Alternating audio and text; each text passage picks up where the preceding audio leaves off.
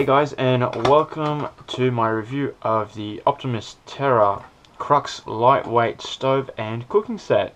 This is actually my first stove. I purchased this about 4 or 5 years ago, but I've only used it for about the first year of owning it.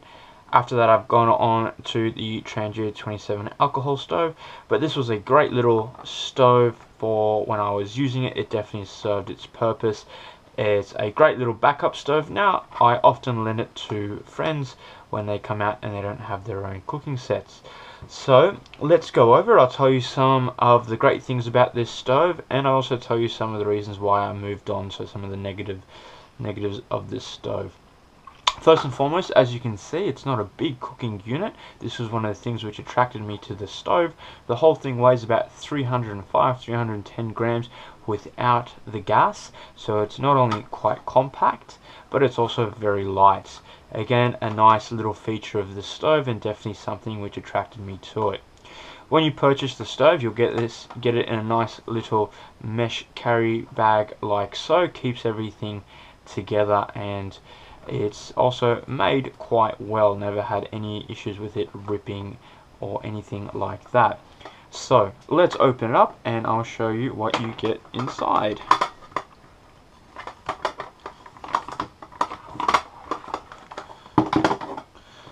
So as you can see, the stove set is made up of 2 pots, or rather a pot and a pan.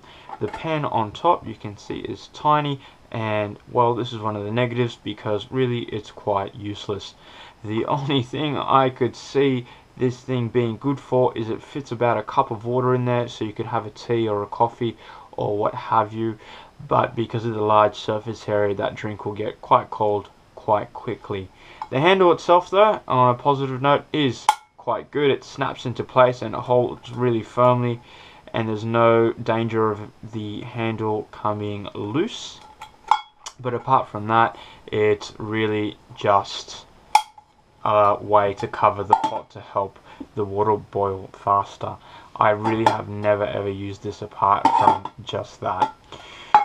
Moving on, we'll talk about the bigger, and before we go on to that, you can see everything fits in quite neatly. You've got the sizable gas bottle in there. I can fit my lighter, and also the stove itself, which we'll go on to shortly.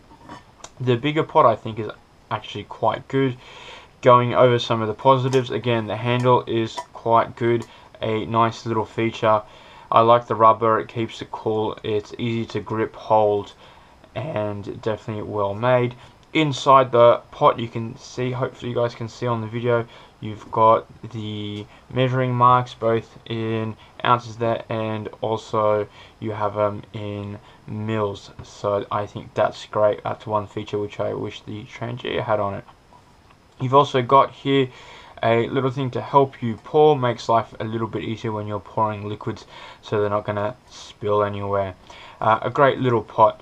Now, going on to probably the biggest negative, when I brought this pot, it had here and I'll put up a picture of it now, but basically it was this part which sat out about yay much, and it was meant to help distribute the heat. It worked for about a trip or two, but because it was really flimsy, it started to flake and break, and I pretty much ripped it all off at the end of the second trip. Not a big deal, but now the bottom of it is quite rough, and especially inside the mesh little bag, it catches quite quickly. So I do think that after a lot of use, again, I only used this for about a year, it might actually wear the bag out. But I think Optimus makes the larger pots without this part on the bottom now, which is quite good. Rightio, moving on to the stove itself. You can see here it comes in its nice little package, so it doesn't scratch the pots that it sits in. You can see it can kind of fit around the gas bottle itself. I don't quite know why it's been designed like that, but you know, the option's always there, I guess, to make life a little bit easier. I never really do that. Really nice and simple to take out. And you can see the actual stove itself is absolutely tiny. I mean, you know, this is compared next to a standard lighter. So, you know, not very big, not very heavy at all. And I have to say, it is really well made. You can get the normal stoves which don't have this ability to fold if you want less moving parts, but I'm quite pleased with the stove. It's really well made, it's quite solid, and I have never had any issues with that. You've got the little feet there, once again quite easy to move around, and once they're out they're quite solid and once again well made.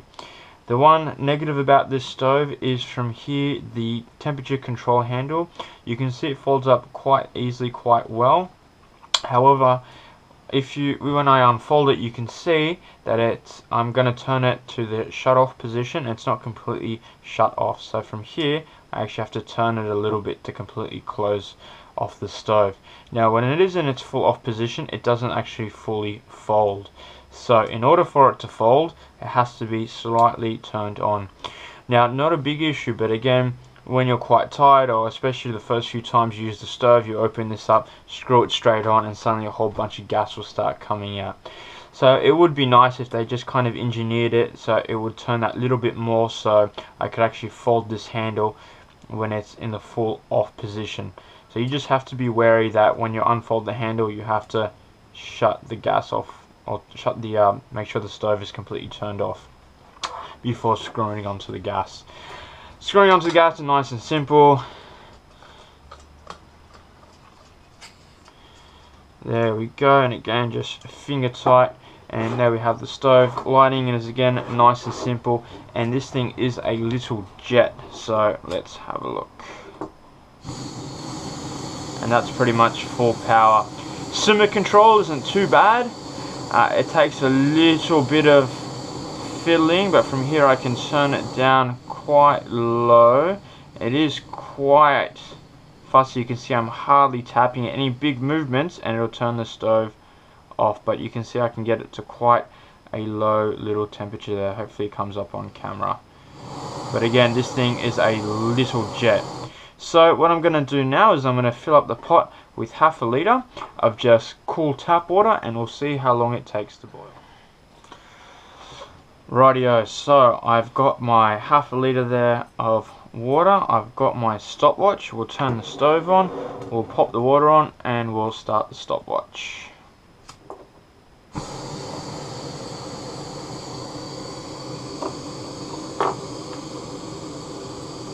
And away we go.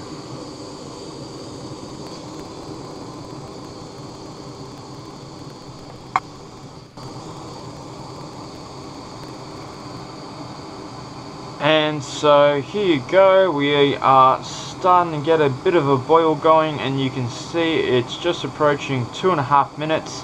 Now obviously I'm indoors, there's no wind. This water was cool tap water, but definitely not as cold as something you'd find from a lake, especially in winter. However, as you can see, it's quite, and I'm just going to turn it off now before it starts to go everywhere. There we go. Okay, but as you can see though, this stove does work quite well. It is a little rocket when it comes to boiling water, and it is quite stable. So from here, even though it's moving around a little bit, I do feel quite confident in terms of the stability of the stove. I've never ever had anything tip over or go anywhere. So guys, this has been the review of the Optimus Crux light stove with the cooking set. If you have any further questions, please feel free to write in, and as always, hit the thumbs up, the like button if you got something out of this video. I really do appreciate it. Thanks for watching, and happy camping.